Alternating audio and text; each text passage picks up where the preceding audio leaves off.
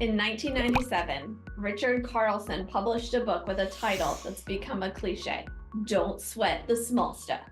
The idea of the book is to keep from letting little things in life drive you bananas.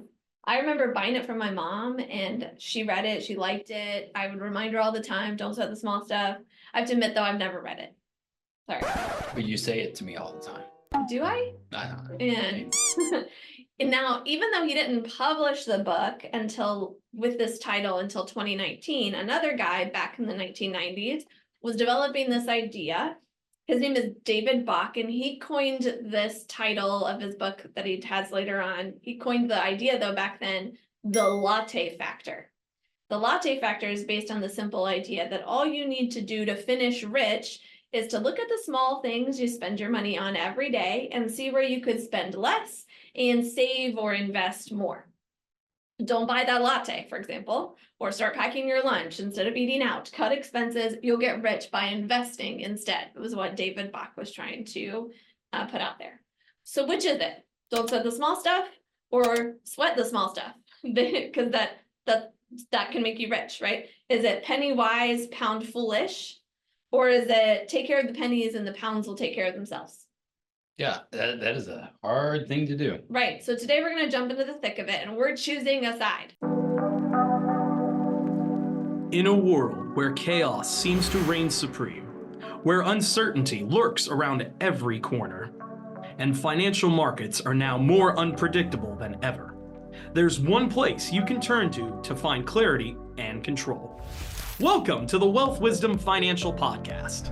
Hey, I'm Brandon. And I'm Amanda. Join us as we dive deep in the world of personal and business finance to assist you in navigating through the chaos and building the financial future you deserve.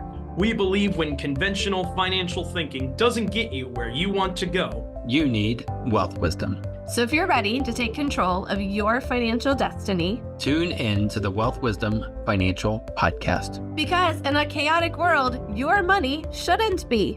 Subscribe now and never miss an episode. Hey, so in the last episode, we talked a lot about fees and how that maybe is a latte, I don't know, something like that can impact a lot of things. So that was that one. It was a great episode. I think, Amanda did a lot of math here, but today we're going to talk about this thing that we call the latte factor. And I have to say, I remember back in the day that Amanda was reading Susie Orman, and we didn't have a lot of lattes because that was all the grays back then. And she was a big, what do you call that? She loved Susie Orman. Read the books, did all the stuff on hers. And so I would hear all the time, we can't do that latte because, we're going to take care of this debt and all this other stuff, student debt. And then fast forward a little bit, we used to own a coffee shop. And so that transformed us a little bit into our thinking then. And now today we are in the financial world and said, let's do some math on it and see what it really does. Yeah. So conspiracy theorists, yes, we used to try to convince people to buy lattes. We have no financial interest in people buying lattes anymore. We sold that business. We do not make any money off of people buying lattes. At least that we know of. Yeah. I wish we did. If you're a conspiracy theorist saying that we're trying to get you to buy a bunch of lattes because we're going to make a fee off of every latte you buy, I'm debunking that. That won't happen. But for you conspiracy theorists, I will let you know, David Bach was a financial advisor. He started his own financial firm. He would probably make a lot of money off of people, instead of buying lattes, investing their money with him, right? He'd make those fees that we talked about in the last episode. So maybe he had some incentive to tell people not to buy the lattes.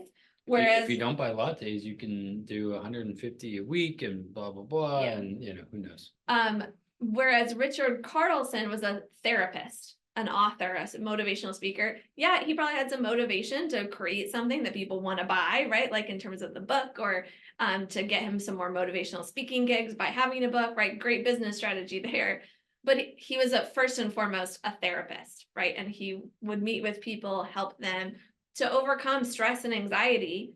And that's how he made money, was actually helping people that way. So, maybe that's whoever you want to believe. You get some of the backstory there of who was putting these ideas forward. Don't put the small stuff in the latte factor. Yeah, look at the people that write it. Don't just do a meme or video or any of that without doing some of the research of who coined these terms and why. Yeah. Okay. So you ready for some wisdom here? Some wealth wisdom? I'm ready. I like wealth wisdom. Okay. There is wisdom in both the latte factor and don't sweat the small stuff. We're going to give you some numbers and you can choose for yourself. And then we'll share which side we come out on. You might guess it as we go through these numbers of what's more important, not buy the latte or to do X, Y, or Z. Ready for that? We got 3 examples. All right, let's Okay. go. Ready for these comparisons? Here's my latte. And if you're listening on the podcast, this might be a great time to switch over to the YouTube so you can see my amazing drawings. No, Yeah, well, they're not amazing. Yeah, we'll also try and share it. If you're listening on the podcast, share as much what we're saying, but video or the video version is really good. And but also at the same time, hey, don't stop driving to go watch our video. Make sure you're driving safely, and don't forget to write a review. Okay, here we go.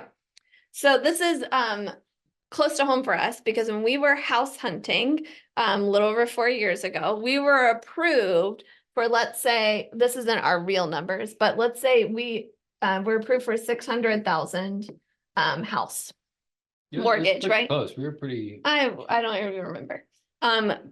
But we chose to spend way less than that. Let's just pretend we chose to spend about 300,000. Yep. Okay. Seemed like most people, they're like, I'm going to go all the way up to what I'm approved for, but let's see what that actually does, how that breaks down. Yep. Well, the difference is that you have a different monthly payment. So monthly, this one's $14.32, the smaller one, and the bigger one is $28.64. Double, right? Makes sense. That's your monthly payment, not including property taxes and insurance and all that. And also the cost of, what do they call it? Nesting, where you fill up the house. Oh yeah. All of that. It's gonna cost a lot more to paint the bigger house and stuff too, right? Everything. Yeah. Well, let's compare that on a 30-year mortgage. What does that mean? That is $515,520 difference. Not just 300, Yep. right? Because you got all the interest in there and more interest on the larger mortgage there. Big difference. Let's compare that to the daily latte, which, $4. Yep. $14.60 per month, which over 30 years is $43,800. What do you think? Better decision to skip the latte or to buy the smaller house? For me, it looks like buy the smaller house, and also don't know what the interest rate on the house is, but probably, decent. And if it's a higher interest rate, even more reason to buy the smaller house. Yeah. And for comparison's sake, the difference here is a 12 times difference. That's a pretty big factor over 30 years. I'll drink lattes all day long. Yeah. Okay. Now let's do a different analogy. Instead of the house, let's do something related to your career. Let's do a paycheck. Here's your paycheck, Mhm. Jane Smith, for this amount signed versus a little bit bigger of a paycheck, right? Plus. And we're going to do, this is 5,000 more than the other one. Yep. Okay. So So you you asked for a raise, you got it. You got to ask for a raise. You were doing a side hustle, something that was making 5,000 more. 5,000 more. It Yep. seems small, right? Wrong. Over 40-year career with 3% increases Mhm. per year, just, that 5,000 turns into over 600,000 of extra pay. And if you save, 15% of that, you're able to save 200 of it, right? And can have way more in retirement, that kind of stuff. Or no, with increases, it turns into 200, but whatever. Yep. You're able to save a lot more too. Compare that to get the same amount, 600,000 of, you'd have to not buy 150,000 lattes. I mean, I don't know if I'm gonna buy 150,000 lattes anyway, but Anyway, yeah. right? But that's how much you'd have to cut $4 from your budget to make the same amount, wow. or to have the same amount in your cash flow. Big difference there. Okay, let's go to the next one. This one is for the younger people. Is So it kind of like in that example is income versus budgeting kind of a thing? Yep. Like, yeah.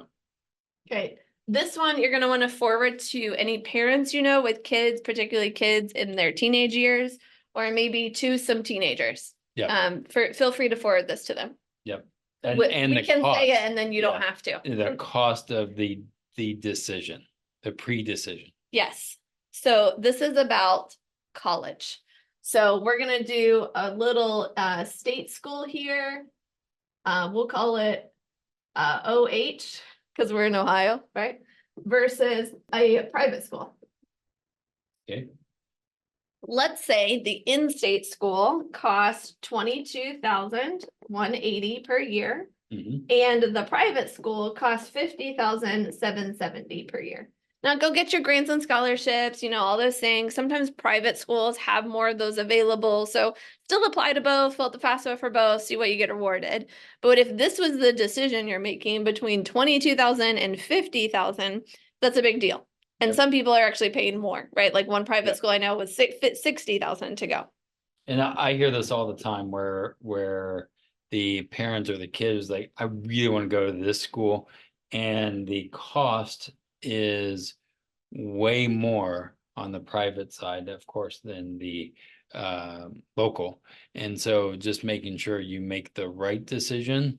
And again, we've seen this in real math with real clients as we work with college kids all the time. Yeah. So what's the difference here isn't just the 28,000 in Yep. 1 year. There's 4 years of college. Yep. So that's a difference of 114,360 over 4 years, right? And if you're going into debt to do that, it's going to compound into even more in interest that you pay. But let's just say you're paying cash. The difference there is that that $4, right?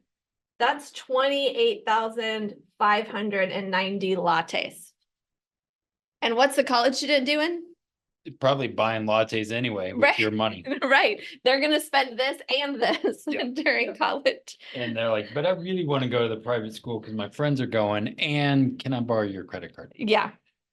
I did start drinking coffee in college. I don't know if I drank 28,000 lattes, but I did drink a lot of coffee to get through those finals and make good grades. And we had a lot of customers that were college kids. Yeah, when we owned a coffee shop, for sure. Okay, enough math here. Let's go back and break this down in a little bit different of a way. Last episode, we mentioned psychology a little bit. We're going to be talking a little bit more about psychology this month. Actually, in our Wealth Wisdom Financial community, the monthly theme is pragmatism and getting very practical. Mhm. And psychology also starts with a P, even though it doesn't sound like it. And I was reading a book this summer. Yes, I'm a nerd, a book that was about some dudes that did some really cool things with developing psychology during the 20th century that I'm looking forward to sharing with you in a couple episodes. But we often forget in the dollars and cents and the math to also think about some of the hidden costs of obsession over small expenses. We talked in the last episode about fees, right? You actually have to do the research, find those fees, monitor them. If they're not, especially if they're hidden. Well, there's also a hidden cost when it comes to being mindful of daily expenses. That's not bad, but obsessing over it can be very stressful. It can do a lot to your psyche, and to your time, your mental energy, right? tracking all those small expenses. They actually can call it frugal fatigue, where you get so fatigued of being frugal and cutting those expenses that guess what you do? Go spend. Right, you splurge. There's the younger kids are calling it doom spending these days, right? You've been so restricted that you just splurge and doom spend, and you end up in a way worse place than if you hadn't been so restrictive at the beginning. And plus, you missed out on all the joy and fulfillment from some of those expenses along the way. You missed out on all the lattes, right? Or all the people that you could have connected with when you went to that coffee shop, or the extra work you could have done because you were extra productive from the caffeine, whatever it might have been. Same kind of thing happens in all kinds of areas of our lives. Dieting being a big example that people talk about. Diets don't work because they're restrictive, right? How do we think that's going to work with our budgets too? Yeah. I mean, I literally was talking again to another client about this, and I said, how do you overcome some of this fatigue or differences of I don't have enough? And they said, well, I will spend money to feel like I have more. Yeah. So let's instead choose a middle ground where we're being super intentional with big decisions. And maybe we automate some small savings or maybe some bigger savings. So instead of stressing over every penny, consider this approach. Make some informed decisions with big ticket items: housing, education, career, cars you buy, vacations you go on, like all kinds of things like that. Automate your savings, you don't even have to think about it, right? And then allow yourself those small pleasures without guilt. That's a really big one, particularly people who maybe grew up not having a lot. You feel guilty. Right? We feel guilty. And this is one of the things that's really hard. If you, just forewarning you, if you adopt this approach, let me get real with you for a second. And you're saving $500,000 on your mortgage, right? With all the interest and stuff. You're going to have money to do some really cool things. Yeah. We have money to do some really cool things. And we have to get over the guilt that comes with that. And the people who say, wow, you must have a lot to be able to do that. Who would somebody say that? I remember as I've gone on a few trips and taken pictures, I think we were in Cancun and Hawaii, some for work, right? But someone, a family member said, that must be nice having having a rich nephew or something like that. And I was like, well, not really rich. I just live within my means. We did buy a smaller house, so that way we could do more experiences, and to be able to do those experiences and be okay with that. So then when I go on these trips, I'm okay with it, right? And that's something that I pre-decided having a smaller house, because I didn't need all of that. Now, again, some people are like, yeah, but I want this, and this, and then they come back to me and they're maybe saying those things on social media, and you're like, well, can I look at your mortgage or what kind of house you have? And I see where there's bigger expenses because they pre-decided, I like that bigger house versus that, but I want that. Yeah, or whatever. Yeah. I call it the iceberg effect. We see the top of the iceberg, right? We see what people post on social media. We see the car they drive. We see the clothes they wear, that kind of thing. We don't see what's below the surface. How, on one side, keeping up with the Joneses, people think, oh, they're doing all these things. They have the big house, they have the nice car, but they don't see the debt they're in. Yep. Or on this other side, where you've made some really good decisions to make the below the surface nice and solid, right? You've got the smaller house, the smaller mortgage payment, you've got the grants and scholarships for college or went to the state school, right? Whatever it might be. Then the above the surface, you can still share, right? The trips, the cool, things that you're able to do, that's more so what our generation does, more the experiences rather than the stuff. And people don't see what you did underneath. Yeah. And you should not feel guilty about that. Live your life, have fun. We have to remind ourselves of that all the time, and continue to press into that. So little tip there, being real for a second. Yep. So, if you want to talk to somebody that gets what that feels like, right? We're all ears. Here's how you get in touch with us.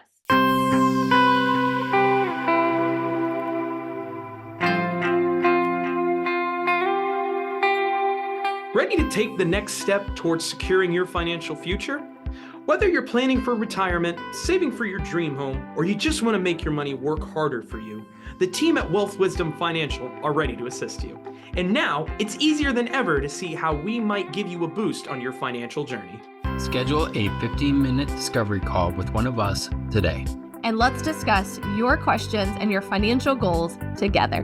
Don't wait any longer. Your financial freedom awaits. Schedule your discovery call at www.wealthwisdomfp.com/call.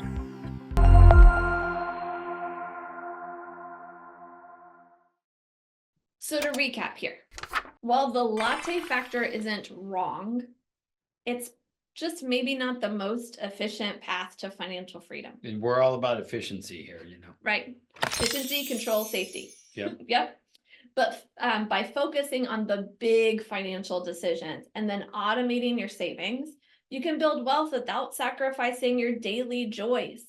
Remember, life is meant to be lived, not just saved for. Savings is important, but living your life's important too. Yeah, having a both. Like I want to be able to enjoy it, go on those trips if I can. Right? Yeah. And so go ahead, enjoy that latte, especially from a locally owned independent coffee shop. Here's my iced coffee I'm having today that Brandon bought for me for work.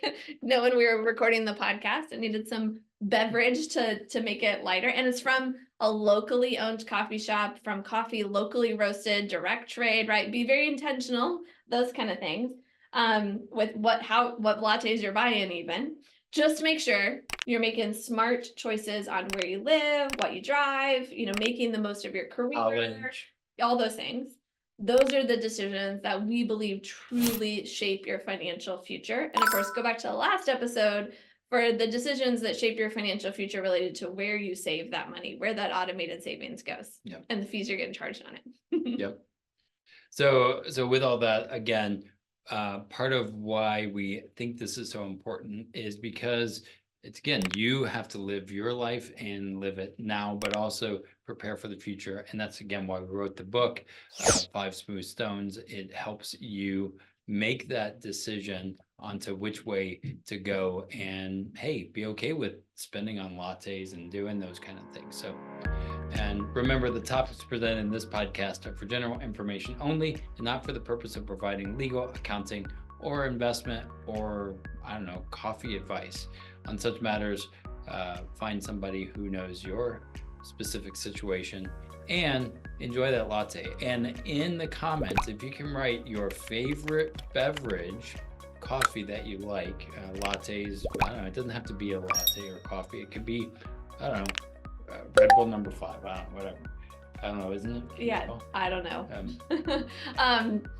And make sure it's not just anybody that you consult, but a professional who knows your specific situation. And live long and profit.